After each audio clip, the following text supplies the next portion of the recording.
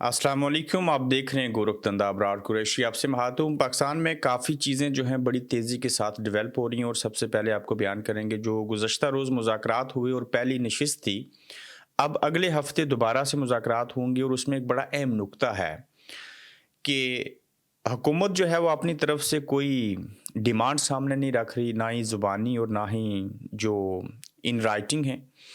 Plus ये कहा गया पीटीआई से कि आप जो डिमांड्स हैं आपकी, जो आप चाहते हैं कि ऐसे हो जाए, वो हमें लिख के चीज़ें दे दी जाएँ। तो अब वो ज़ाहिर है जो मुज़ाकराती कमेटी है पाकिस्तान तहरीक-ए-इंसाफ की, वो इमरान खान साहब से बात करेगी और फिर उसके बाद लिख के देना है या कि नहीं, उसके ऊपर फ़ैसला होगा। लग ये रहा है कि इमरान खान साहब किसी भी सूरत या पाकिस्तान तहरीक-ए-इंसाफ जो है वो हुकूमत की मुज़ाकराती कमेटी को अपनी डिमांड्स लिख के नहीं देंगे। उसकी सबसे बड़ी वजह ये है कि अगर ये लिख के देते हैं तो कल ये उनके खिलाफ बतौर प्रोपेगेंडा और पॉइंट स्कोरिंग के लिए इन चीज़ों को इस्तेमाल किया जा सकता है। ये कहा जा सकता है कि देखिए कि लिख के इमरान खान साहब ने खुद साइन करके और अपनी मर्ज़ी से ये कह के हमसे ये चीज़ें मनवाई हैं कि मुझे जेल से निकाला जाए, बाकी लोगों को निकाल दिया जाए। तो एक तरह से इमरान खान साहब ने एनआरओ लिया है। दूसरी जानिब कल जब मुज़ाकराती कमेटी के अंदर जो गुज़ारिशात थी, जो चीज़ें थी, उनको जब पढ़ा गया और वो जो तहरीर थी जो सामने आई, उसमें एक बात को तस्लीम कर लिया गया कि वो बात ये है कि इमरान खान साहब का नाम इमरान खान है, वो साबिक़ वज़ीर-ए-आज़म भी हैं, वो पीटीआई के बानी चेयरमैन भी हैं। इससे कबल क्या था कि उन्हें बानी चेयरमैन, बानी पीटीआई इस तरह से पुकारते थे, तो हुकूमत ने कल इमरान खान साहब का उसके अंदर नाम लिखा। तो इस तरह से देखा जाए तो इमरान खान साहब को उन्होंने कबूल कर लिया। अब देखना ये है कि कब तक जो है दोबारा से इमरान खान साहब का नाम, उनकी तस्वीर, उनकी वीडियो टेलीविज़न की ज़ीनत बनेगी। ताहम कल जो हुकूमत की जानिब से लोग थे, उसमें इसहाक डार साहब को देख लीजिए, डिप्टी प्राइम मिनिस्टर हैं पाकिस्तान के इस वक़्त। वो कोई इतने बशाश या तरोताज़ा नहीं थे, मायूसी का आलम था। बाइस मजबूरी जैसे कोई काम करना पड़ता है। फिर नून लीग की हालत देख लें कि मियाँ साहब अपनी पार्टी के लोगों से मिलते नहीं हैं। 1 साल से खुर्रम दस्तगीर जो हैं, उनके बड़े करीबी साथी से उन्होंने गिला किया। ख्वाजा साद रफ़ीक की स्टेटमेंट देखिए। मियाँ साहब जो हैं वो, उनके पास कोई बयानिया नहीं है।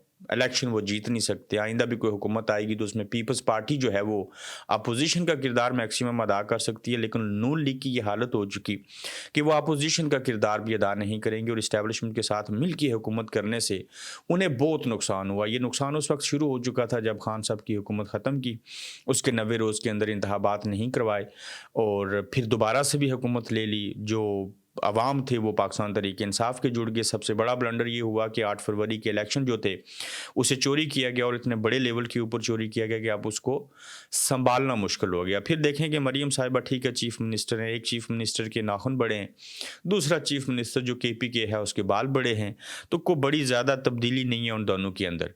फिर देखें हमज़ा शहबाज जो हैं वो एक तरह से सियासत से किनारा कशी कर चुके हुए हैं, मियाँ साहब लोगों से मिलते नहीं, मरीम साहिबा की कारकर्दगी उस लेवल की है नहीं है। शहबाज शरीफ साहब आ करके आप देख लीजिए उनका मजाज क्या है, वो बेचारे सोते नहीं, उन्हें डिप्रेशन है या आई डोंट नो कि क्या वजह है, लेकिन वो इस म्यार पे पूरे नहीं उतरते कि वो पार्टी की क़यादत को सँभालें या बाकी चीज़ें करें। तो लगता ये है कि नून लीग के अंदर जहाँ पे क़यादत का फुक़दान है, जहाँ पे उसकी सियासी जो साख थी वो बुरी तरह से मुतासर हुई, वहाँ पे हुकूमत जो है वो इस बात के ऊपर इसलिए मुज़ाकरात करने के लिए आई कि उनके पास और कोई रास्ता नहीं है और लग ये रहा है कि एस्टेब्लिशमेंट जो है उसने नून लीग को तलाक दे दी है और ये मामला बिगड़ चुका है और उन्होंने बहुत सँभालने की कोशिश की। बड़ी देर तक उन्होंने इस निज़ाम को सहारा दिया, निज़ाम ने निज़ाम को सहारा दिया और जिन लोगों को लेके आए, एक तरफ पूरी पीडीएम की जमातें, दूसरी जानिब एस्टेब्लिशमेंट भी उनके साथ, तीसरी जानिब अवाम और इमरान खान जो थे वो एक तरफ डट गए और वो इमरान खान जिसके बारे में कहते थे जेल नहीं गुजारेगा, ये नहीं करेगा, वैसे नहीं करेगा, अब उसके जो है मिन्नतें तरले किए जा रहे हैं और अब खुद से वो सवाल पूछने के काबिल भी नहीं रहे कि हमने ऐसे किया क्यों था।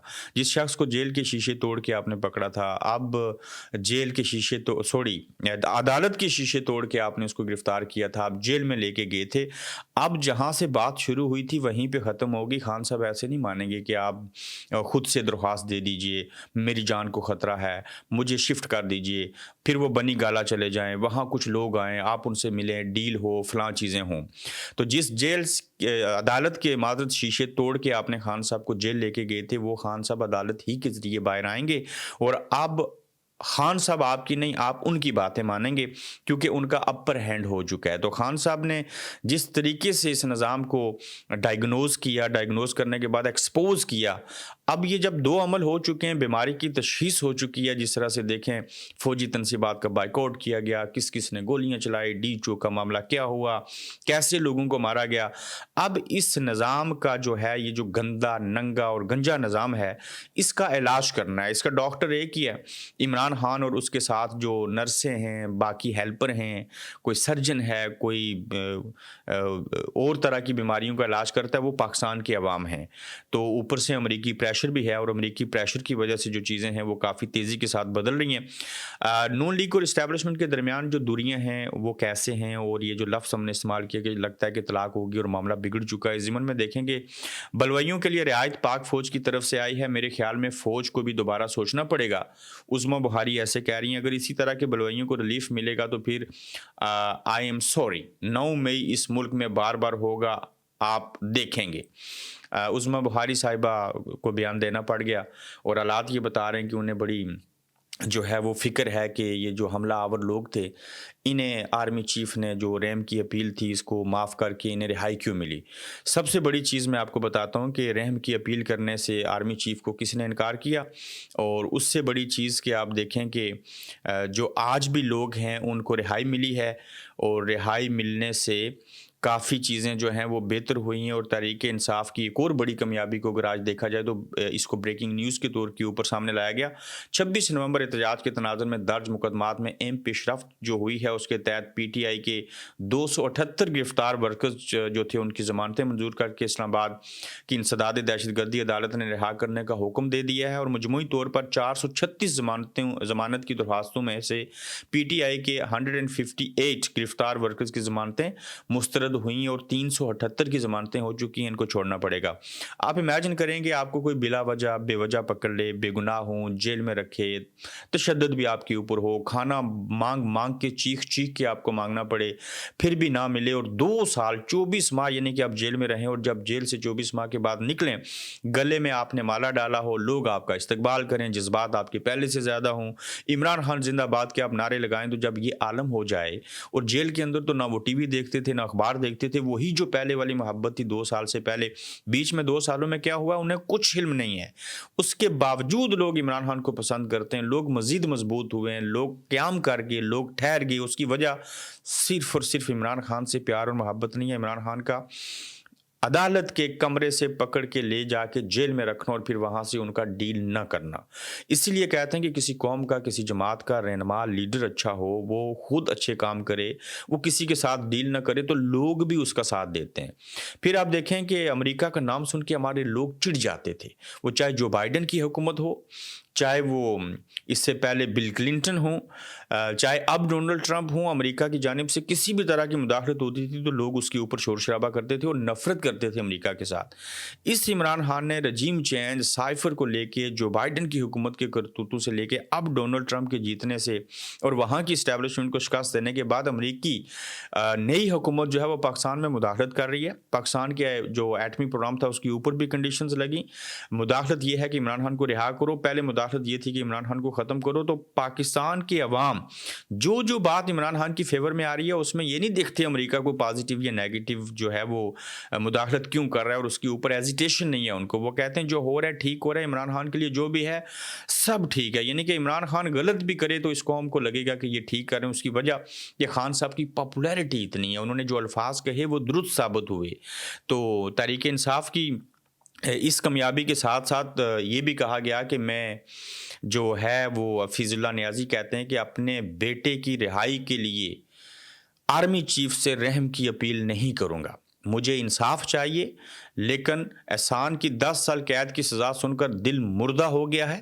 میرا بیٹا الحمدللہ بہت ہمت والا ہے، مجھے اس کے لیے رحم نہیں، انصاف چاہیے۔ ثانیہ یہ ہے کہ جھوٹ بول کر سزا دلوائی اور آگے بھی جھوٹ کا سہارا لیا جائے گا، حفیظ اللہ نیازی ایسے کہہ رہے ہیں۔ اب جو ان کی حفیظ اللہ نیازی کی اہلیہ عمران خان کی بہن اور احسان نیازی کی امی جو ہیں وہ بھی کہتی ہیں کہ بیٹے کو تو چھوڑو، جو عمران خان کے ساتھ ظلم ہوا ہمیں اس کا حساب چاہیے۔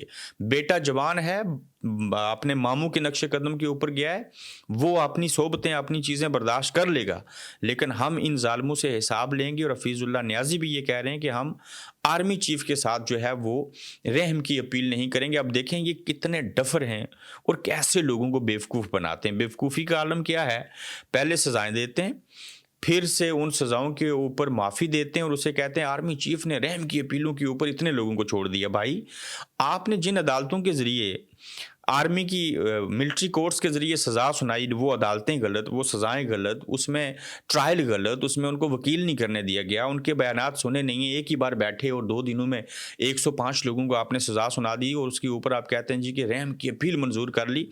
इससे भी आपकी जो बड़ाई है वो नहीं होगी, आपकी इज़्ज़त में इजाफा नहीं होगा। आप थोड़े वक्त के लिए दूसरों की आंखों के अंदर धूल झोंक सकते हैं, लेकिन लंबे अरसे के लिए चीज़ें हो नहीं सकती। उसकी वजह अवाम बड़े सियाने हैं। आप आज भी 1970 की दहाई के अंदर जो है वो रह रहे हैं। इमरान खान साहब की पॉपुलैरिटी का एक आलम देखिए, एक तरफ पाकिस्तान का साबिक़ वज़ीर-ए-आज़म जो जेल में है और दूसरी जानिब पाकिस्तान का साबिक़ वज़ीर-ए-आज़म अपने आबाई इलाके के अंदर एक शादी की तकरीब में जाता है। इतनी पिज़राई जिंदा अशरफुल मखलूक़ात साबिक़ वज़ीर-ए-आज़म एक शख्स को अपने कारकुन नहीं दे रहे, जितनी जेल में बैठे हुए कैदी की एक तस्वीर को दे रहे हैं। और इमरान खान साहब की शादी की तकरीब में एक तरह से शिरकत हो गई। ये वीडियो आप साथ में देखेंगे किस तरह से जो है उनका मुंह लटका है राजा परवेज़ अशरफ साहब का मादद के साथ। लोग उनको इग्नोर कर रहे हैं और इमरान खान वहाँ फिज़िकली मौजूद नहीं है। सिर्फ जो उनकी दरख्वास्त है, उस दरख्वास्त को अगर देखा जाए, जो तस्वीर है, उस तस्वीर को अगर देखा जाए तो लोगों ने जो उस शादी का हार जिसके ऊपर नोट और इमरान खान साहब की तस्वीर लगी है, उसको इतनी तवज्जो दे रहे हैं, इतनी ज़्यादा तवज्जो दे रहे हैं कि उसके मुकाबले में राजा परवेज़ अशरफ पीछे तनहा खड़े हैं और देख रहे हैं कि हो क्या रहा है। इसमें हुआ कुछ यूँ कि परवेज़ अशरफ के साथ शादी की तकरीब में क्या हुआ कि परवेज़ अशरफ एक शादी की तकरीब में शरीक थे। सेहराबंदी की रस्म हो रही थी कि दूल्हे को किसी ने इमरान खान की तस्वीर लगी हार पहना दिया। उस वक्त परवेज़ अशरफ की शक्ल देखने से तल्लक रखती है और आप यकीनन इस वक्त मेरी साइड स्क्रीन के ऊपर जो है वो उसको देख रहे होंगे। तो जिस लीडर की पॉपुलैरिटी ऐसी हो जाए, जिसकी तस्वीर के ऊपर लोग मर मिटे हैं, जिसकी तस्वीर को लोग तवज्जो दें, दूल्हे ने राजा परवेज़ अशरफ को या शायद उसके वालिदैन ने या उन्होंने खुद बुलाया होगा, वो इग्नोर हो जाए और एक तस्वीर इतनी काबिल हो जाए और दूल्हे के चेहरे के ऊपर मुस्कुराहट देखें और राजा परवेज़ अशरफ साहब की हालत देखें, तो ये तारीख के वो औराक हैं जिनको आप पढ़ना चाहिए जिनको, और आपको ये तसल्ली हो जानी चाहिए कि पाकिस्तान के अंदर अवाम के अंदर कितनी जो सोच है वो बदल चुकी है और इमरान खान की पॉपुलैरिटी का आलम जो है वो इससे बड़ी और मिसाल हो नहीं सकती।